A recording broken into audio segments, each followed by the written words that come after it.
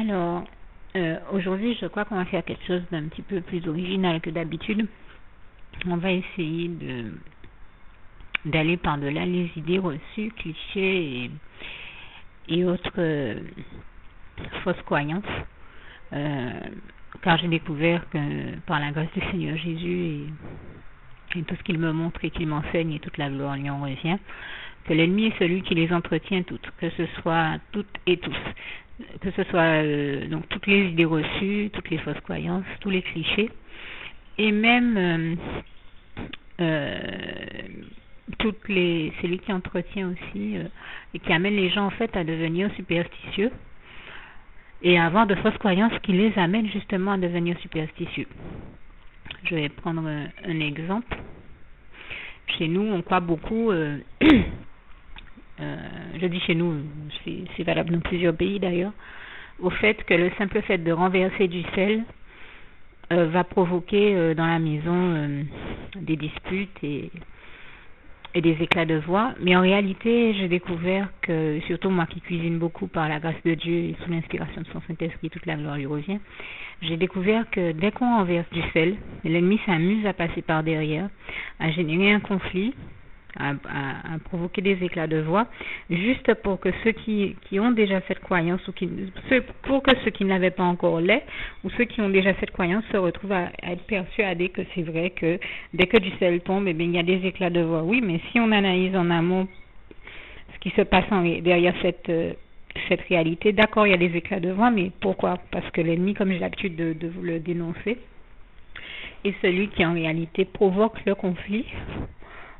il est à l'origine de toutes les situations problématiques et toute séparation, rupture, toute situation où il y a de la zizanie, puisqu'il sème de la zizanie entre les êtres humains, et aussi à l'origine de tout conflit, toute situation conflictuelle, tout divorce, toute séparation, etc., etc. Vous voyez ce que je veux dire?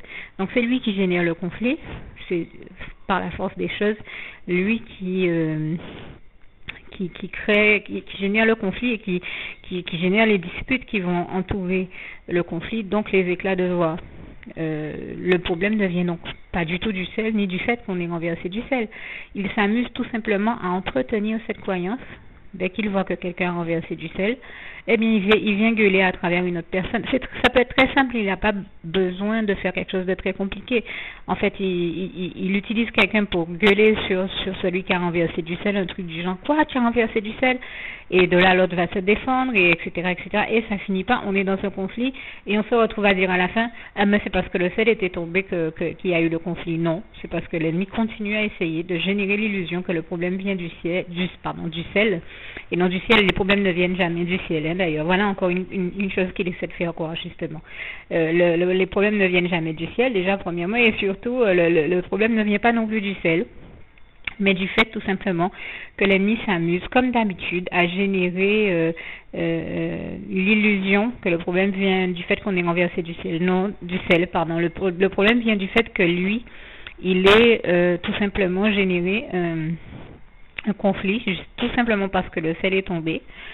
Et on croit que le problème vient du fait que le sel soit tombé. Non, le problème vient du fait que l'ennemi gueule parce que le sel est tombé, tout simplement pour faire croire que le problème vient du sel. Le problème vient de lui, le diable, et non du sel. C'est encore un mensonge de plus du diable que je voulais dénoncer ici.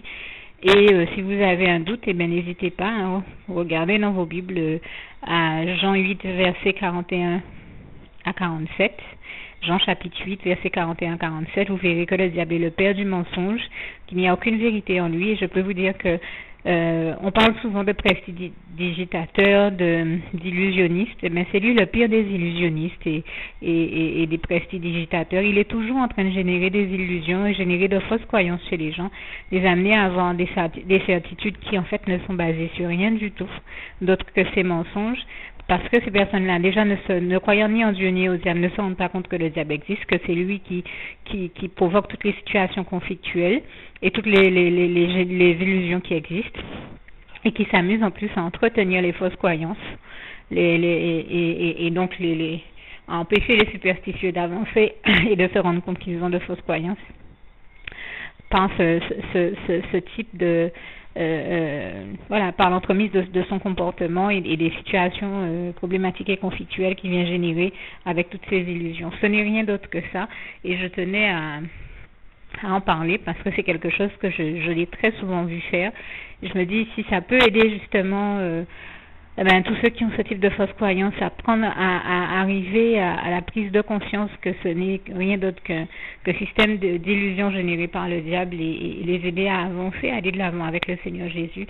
J'ai humblement essayé de le faire et par une unique grâce de Dieu, toute la gloire en revient à Dieu, à Jésus, à son Saint-Esprit, à Jésus qui m'a montré et démontré cette réalité-là et qui cherche à vous aider, vous aussi, à prendre conscience, à évoluer par rapport et à vous détacher dans le détachement par rapport à ces fausses croyances de manière à avancer et à avoir une vision de la vie de plus en plus positive et à vous rendre compte que le sel, vous n'avez qu'à faire une expérience, le sel, je sais que quand je le renverse, je suis seule chez moi, bizarrement personne ne babille, je vais être claire, ou dans beaucoup de situations, vous renversez du sel, vous passez une éponge par-dessus, même s'il y a du monde autour de vous.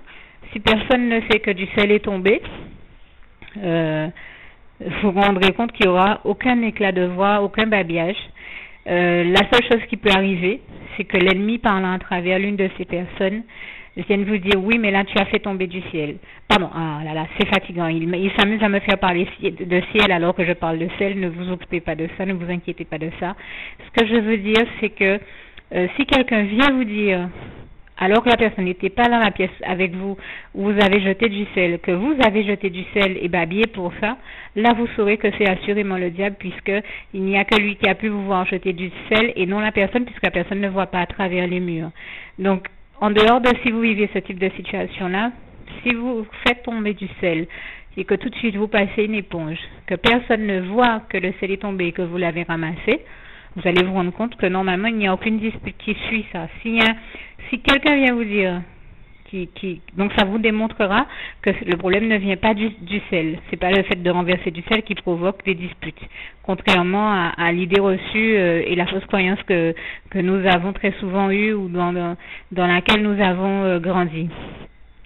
Par contre, comme je vous dis, si quelqu'un qui n'était pas dans la pièce avec vous vient vous dire que vous avez renversé du sel, vous pouvez la réponse de lui demander comment est-ce que, ne voyant pas à travers les murs, cette personne a pu voir que vous avez renversé du sel.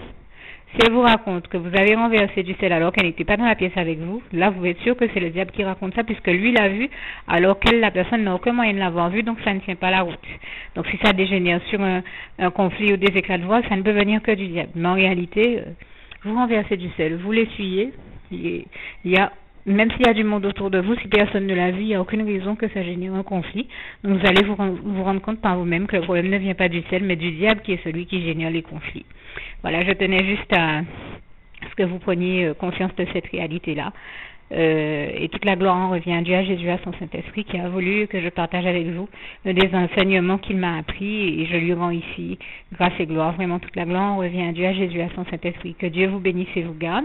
Et justement, j'ai partagé cet enseignement avec vous un peu dans l'idée que vous restiez dans la paix par rapport à et que vous évoluiez, que vous soyez détachés de cette fausse croyance pour continuer à aller de l'avant dans votre marche par la foi avec Dieu Jésus-Christ et son Saint-Esprit.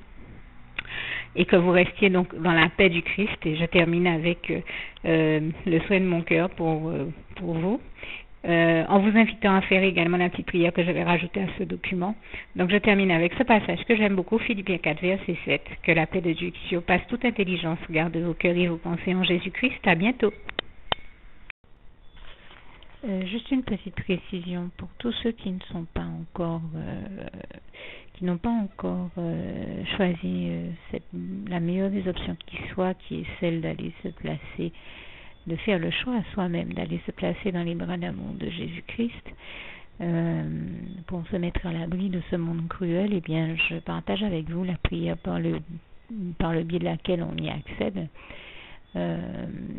Et commence par vous rappeler également ce passage de Jean 14 verset 6 où il est écrit que Jésus-Christ est le chemin, la vérité et la vie. Nul ne vient au Père, Dieu, sans passer par le Fils Jésus-Christ, bien sûr. Je le dis à ma manière, vous regarderez comme il est actuellement écrit dans vos Bibles là encore.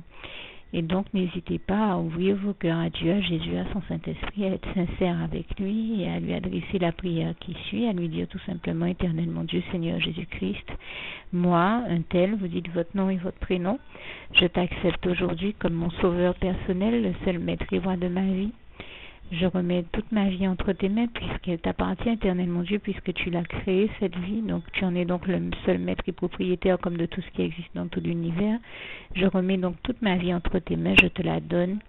Merci, Éternel mon Dieu, aussi de permettre que cette vie que tu m'as donnée continue à être à ta gloire et que je continue à te servir, à t'appartenir pour l'éternité, d'éternité en éternité. Merci aussi, Seigneur, de faire que je continue donc à te servir et à t'appartenir pour l'éternité, d'éternité en éternité. Et aussi, Seigneur, de m'accorder la grâce de ton pardon et de ta miséricorde pour tous les péchés que j'ai commis tout au long de ma vie, jusqu'à la date d'aujourd'hui incluse. Et c'est au nom puissant du Seigneur Jésus-Christ que j'ai fait cette prière.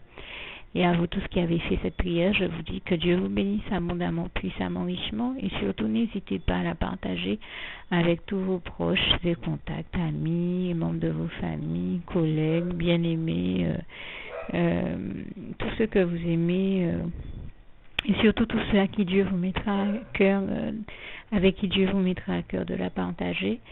Et comme j'aime à le dire, si vous n'avez pas encore pris le temps de faire cette prière, comprenez bien que voilà, ça ne vous coûte rien de la faire, c'est gratuit, c'est indolore, et que voilà, vous n'êtes pas obligé de me croire, mais moi il m'est arrivé tout comme vous de devoir faire cette prière un jour dans ma vie, et quand on m'a proposé de la faire, je me suis dit, et si c'était vrai, et si c'était vraiment Dieu qui, par ce biais-là, m'appelait à lui et me demandait de lui donner ma vie, de l'accepter, c'était Jésus qui était en train de vraiment me tendre la main et qui était en train de me demander de l'accepter comme mon sauveur personnel, je ne pourrais pas passer à côté de l'occasion de lui dire oui, parce qu'il faut aussi que je reste ouvert ou ouverte à ce que Dieu peut avoir à me dire.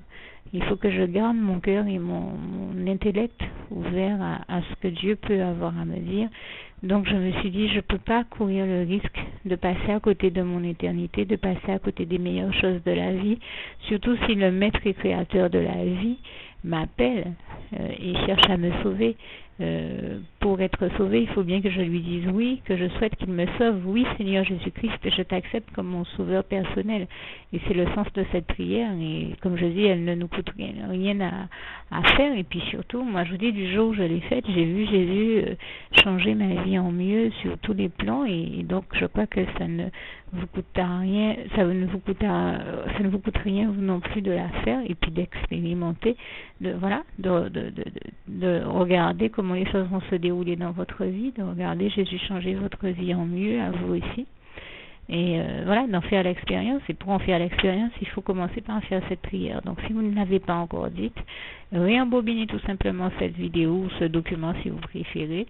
Réécoutez-le et dites avec moi la prière que vous m'avez entendu mentionner. Et n'oubliez surtout jamais que tout est possible à celui qui croit en Dieu, en Jésus-Christ et en son Saint-Esprit, comme il est écrit en Marc 9, verset 23, et que tout est possible à Dieu, comme il est écrit en Marc 10, verset 27. Que Dieu vous bénisse donc et à bientôt.